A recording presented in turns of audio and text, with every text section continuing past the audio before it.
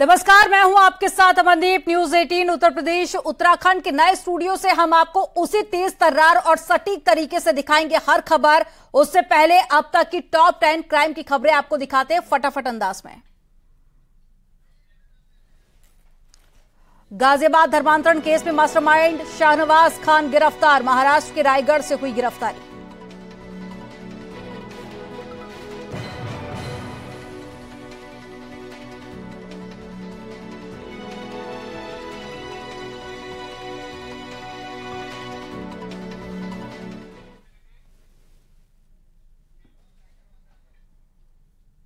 और चलिए अब रुक करते एक बड़ी खबर का जो गाजियाबाद से मिल रही है। गाजियाबाद में भीषण आग लग गई है, टेंट गोदाम में आग लगी है, 2 महिलाओं की मौत हो गई है जलने के चलते।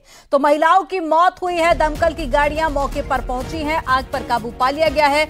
एक बड़ी खबर आपको बता रहे हैं गाजियाबाद से, जहां पर भीषण आग लग गई है, टेंट गोदाम में आग लगी और 2 महिलाओं की जलकर मौत हो गई है। तस्वीरें आप देखिए, अंदाजा लगा सकते हैं कि आग कितनी ज्यादा भयानक थी, जिसमें 2 महिलाओं की जलकर मौत हो गई है। फायर ब्रिगेड की टीम मौके पर पहुंची, आग पर काबू पाया गया, लेकिन तब तक महिलाएं काफी हद तक झुलस चुकी थी, उनकी मौत हो गई। और साथ ही आपको बता दें कि घर में ही टेंट गोदाम बना रखा था, जिसके चलते आग लगी है और इसमें 2 महिलाओं की मौत हुई है। हालांकि कितना इसमें नुकसान हुआ है इसका आंकलन किया जाएगा, लेकिन फिलहाल आग पर काबू पा लिया गया है। तो तस्वीरें आपको दिखा रहे हैं गाजियाबाद से, तस्वीरें देखिए। जो स्थानीय लोग थे उन्होंने काफी हद तक आग पर काबू पाने की कोशिश की, लेकिन आग कंट्रोल नहीं हुई, जिसके बाद में फायर ब्रिगेड की टीम मौके पर पहुंची। ज्यादा जानकारी के साथ में अमित राणा जुड़ गए हैं। अमित, कैसे लगी ये आग, क्या ज्यादा जानकारी?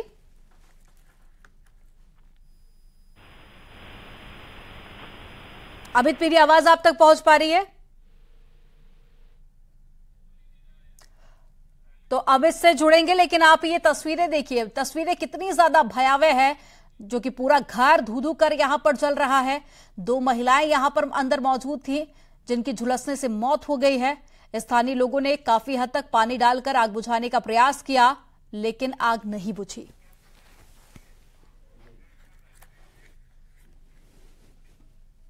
लखीमपुर खीरी के दुधवा टाइगर रिजर्व में बाघों की मौत मामले में बड़ी कार्रवाई हुई है। सीएम योगी ने लापरवाह अधिकारियों के खिलाफ सख्त कार्रवाई के निर्देश दिए।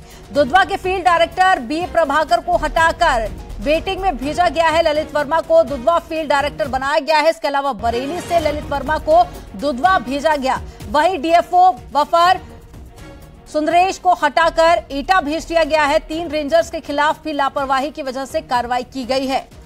तो एक बड़ी खबर आपको बता रहे हैं, मुख्यमंत्री योगी आदित्यनाथ काफी ज्यादा इस वक्त अधिकारियों को लेकर सख्त देखे जा रहे हैं। 3 रेंजर्स पर कार्रवाई की गई है और साथ ही कुछ ट्रांसफर भी किए गए हैं। लखीमपुर खीरी से ये बड़ी खबर, जहां पर बाघों का आतंक लगातार बढ़ता जा रहा है और वन विभाग की तरफ से लापरवाही बढ़ती गई, जिसकी गाज अब अधिकारियों पर गिरी है।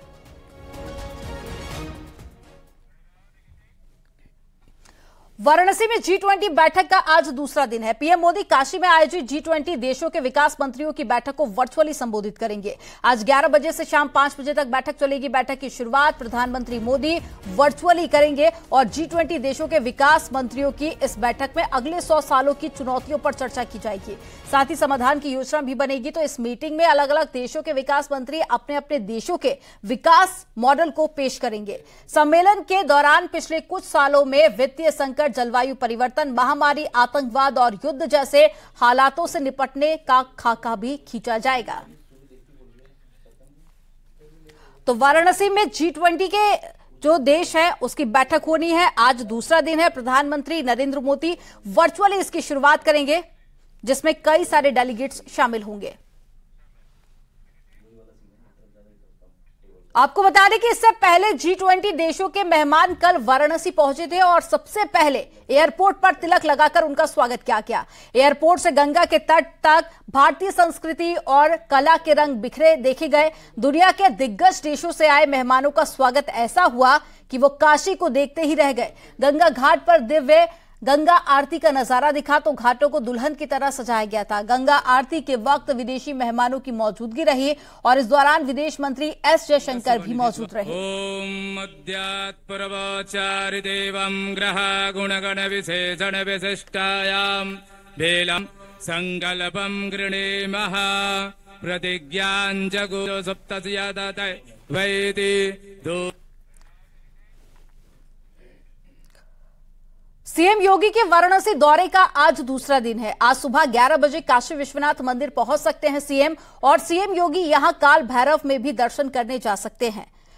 तो वाराणसी दौरे का दूसरा दिन, मुख्यमंत्री योगी आदित्यनाथ आज काल भैरव मंदिर पहुंच सकते हैं पूजा अर्चना करने के लिए। इससे पहले भी कल विशेष मंदिर पहुंचकर उन्होंने भगवान शिव की पूजा अर्चना की थी, और साथ ही टिफिन पर चर्चा कार्यक्रम को सीएम ने संबोधित भी किया था। कल तमाम कार्यकर्ताओं को जीत का मंत्र दिया। 2024 को लेकर बीजेपी की तैयारियां पूरी हैं, और ऐसे में आज दूसरा दिन, और ज्यादा जानकारी के साथ में रवि पांडे वाराणसी से जुड़ गए हैं। रवि, आज मुख्यमंत्री योगी आदित्यनाथ का दौरे का दूसरा दिन है, आज क्या कुछ खास रहने वाला है? कौन कौन से कार्यक्रम रहेगी, क्या कुछ स्केड्यूल रहेगा सीएम का?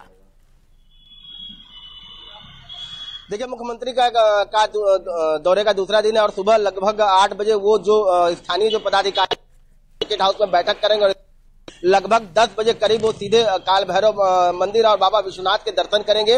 बाबा जब भी सीएम योगी वाराणसी आते हैं, उसके विश्वनाथ मंदिर और काल भैरव का दर्शन जरूर करते हैं, तो इसी क्रम में आज भी वो दर्शन करने जाएंगे। लेकिन इसके पहले अगर हम आपको बता दें कि G20 समिट के मेहमानों के लिए तो वो ताज होटल में खाता सीएम योगी आकर्षण का केंद्र बने रहे। जितने भी मेहमान डेलीगेट्स वो आए थे, वो सीएम योगी से ज्यादा मिलने चाह रहे थे, उनसे ज्यादा बात करना चाह रहे थे। तो एक जो विशेष बात दिख रही थी वो कल होटल ताज में सीएम योगी का दिख रहा था, और सभी मेहमानों का खुद सीएम योगी होटल ताज में स्वागत कर रहे थे, उनसे बात कर रहे थे, और बाकी सारी चीज जो विकास की एक बात होती है, जो एक मॉड्यूल होती है, वो सीएम योगी उन लोगों के सामने बात कर रहे थे। इसके साथ ही आज दूसरा दिन है। दूसरे दिन लगभग 10 बजे ये कुछ देर में सीएम योगी दर्शन करने के लिए निकलेंगे। और उसके बाद क्या कोई विशेष कार्यक्रम जिसमें मुख्यमंत्री शामिल हो सकते हैं? जी नहीं जी, सीएम योगी सीधे यहाँ दर्शन करने के बाद सीधे लखनऊ के लिए रवाना होंगे लगभग। तो रवि, बेहद खास दौरा मुख्यमंत्री योगी आदित्यनाथ का, और वाराणसी एक तरह से बीजेपी का गढ़ भी कहा जाता है, तो फोकस यहां पर और ज्यादा बढ़ जाता है। तमाम जानकारी साझा करने के लिए बहुत शुक्रिया रवि आपका। प्रतापगढ़ और देवरिया को आज बड़ी सौगात मिलने वाली है। सीएम योगी आदित्यनाथ और केंद्रीय परिवहन मंत्री नितिन गडकरी आज इन दोनों जिलों में विकास योजनाओं का शिलान्यास करेंगे, और साथ ही प्रतापगढ़ में 4000 करोड़ की कई परियोजनाओं का शिलान्यास होगा। तो देवरिया को भी विकास की सौगात मिलने वाली है। देवरिया में मुख्यमंत्री योगी आदित्यनाथ और नितिन गडकरी 6215 करोड़ रुपए की लागत से बनने वाली सड़क का शिलान्यास करेंगे। चीनी मिल ग्राउंड में सीएम योगी और गडकरी की जनसभा होगी। जनसभा के पहले मुख्यमंत्री और सड़क परिवहन मंत्री 5 सड़कों का शिलान्यास भी करेंगे।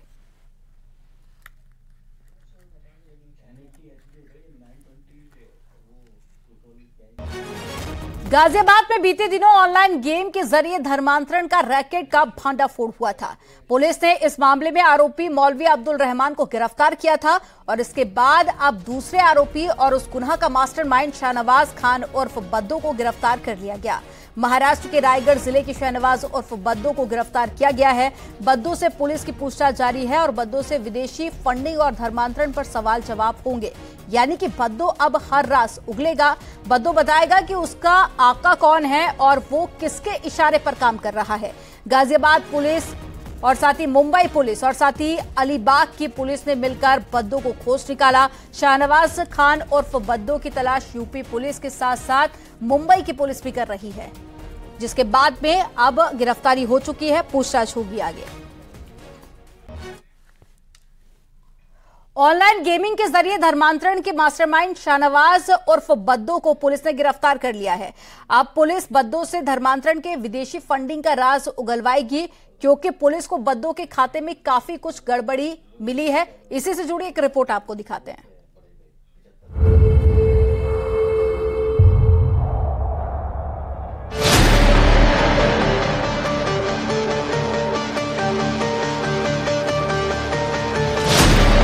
ऑनलाइन गेमिंग के जरिए नाबालिगों को धर्म परिवर्तन के लिए अपना निशाना बनाने वाले शाहनवाज उर्फ बद्दू के बारे में नया पर्दाफाश उसके बैंक खाते से हुआ है। वो बैंक खाता जिसे पुलिस ने पहली नजर में देखकर मान लिया था कि इसमें कुछ संदिग्ध नहीं है। लेकिन पुलिस की टीम तब हैरान रह गई जब उसकी नजर बैंक खाते की डिटेल पर पड़ी। पुलिस को बद्दो के बैंक खाते से जुड़ी एक बड़ी लीड मिली है। सूत्रों के मुताबिक पुलिस को पता चला है कि बद्दो के बैंक खाते से जुड़े ऐसे 30 संदिग्ध बैंक खाते हैं जिनमें विदेशी फंडिंग की गई है। इस जानकारी को पुख्ता करने के लिए पुलिस अब उन सभी 30 बैंक खातों को खंगाल रही है, क्योंकि अब इन्हीं 30 बैंक खातों में विदेशी फंडिंग के राज दफन है। शुरुआती दौर में पुलिस को इन बैंक खातों में कुछ संदिग्ध नहीं लगा। खुद शाहनवाज उर्फ बद्दो के बैंक अकाउंट में महज 19,000 रुपए थे, लेकिन जब पुलिस ने बद्दो के बैंक खाते के लेन देन पर नजर डाली तो दिमाग चकरा गया। पुलिस को पता चला है कि बद्दो के खातों से छोटी छोटी रकमों के कई बार ट्रांजैक्शन हुए हैं। 30 बार ऐसे ट्रांजैक्शन हुए हैं जो कि बद्दो के रिश्तेदारों के साथ हुए हैं। पुलिस का कहना है कि बद्दो इसलिए ऐसा करता था ताकि उसके खाते पर ATS या NIA की नजर न लगे। आमतौर पर जब तक किसी बैंक खाते में बड़ी रकम का लेन देन न हो तब तक उस पर बैंक के अधिकारी भी गौर नहीं करते हैं, और यही बात बद्दो भी समझता था। इसलिए शायद वो विदेशी फंडिंग के लिए अपने रिश्तेदारों के 30 खातों का इस्तेमाल करता था और जांच एजेंसियों की आंखों में धूल झोंकने के लिए अपने खाते में मामूली रकम ही रखता था। इसलिए जब पुलिस ने उसके बैंक अकाउंट को खंगाला तो उसमें 19,000 रुपए को देखकर पुलिस को सब कुछ ठीक लगा, लेकिन बैंक खाते को बारीकी से देखने पर बद्दो के शातिर दिमाग का पता पुलिस को चल गया। अब पुलिस जांच करके अपना शक दूर करना चाहती है। बद्दो के बैंक खाते से हुए ट्रांजैक्शन ने शक पैदा किया है, इसलिए पुलिस ने उन सभी बैंक खातों पर शिकंजा कसना शुरू कर दिया है जिसमें बद्दो के खाते से लेन देन हुई है। पुलिस को इन खातों में मोटी फंडिंग होने का शक है, जो इतने टुकड़ों में की गई है कि सभी को जोड़ दिया जाए तो फंडिंग की रकम देखकर किसी का भी दिमाग चकरा जाएगा।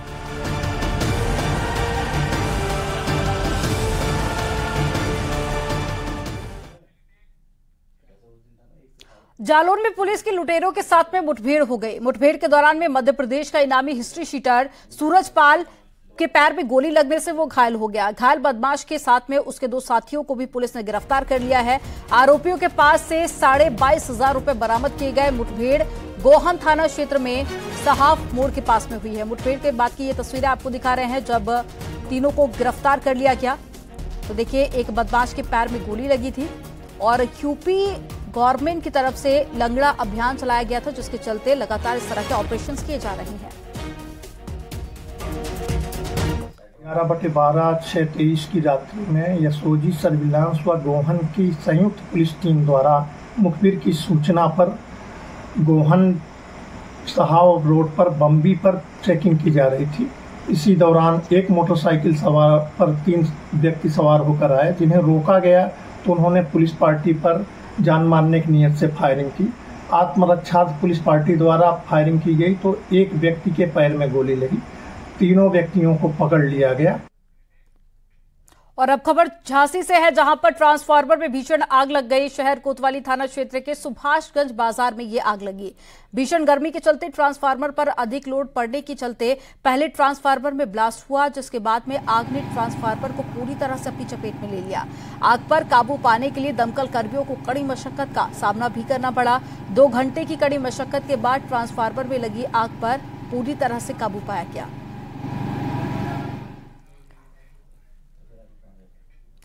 रायबरेली में जुआरियों पर छापेमारी करने गई पुलिस के डर से एक लड़के की नदी में कूदने से मौत हो गई। पुलिस की इस कार्रवाई से नाराज सैकड़ों ग्रामीणों ने शव रखकर सड़क जाम कर दिया और बाद में सीओ लालगंज ने पुलिसकर्मियों पर कार्रवाई का आश्वासन दिया तो जाम खुला। पुलिस ने शव को पोस्टमार्टम के लिए भेज दिया है। मामला लालगंज थाना इलाके का है, जहां पर जुआरियों पर छापेमारी के लिए बड़ी संख्या में पुलिसकर्मी पहुंचे थे और पुलिसकर्मियों के डर से वहां पर भगदड़ मच गई। तो दहशत के चलते एक लड़का लोन नदी के किनारे पेड़ पर चढ़ गया। बताया जा रहा है कि वो वहां पर मजदूर लेने गया था। आरोप के मुताबिक पेड़ पर चढ़े लड़के को पुलिसकर्मी धमकाने लगे तो वो नदी में कूद गया, जिसके बाद उसकी मौत हो गई।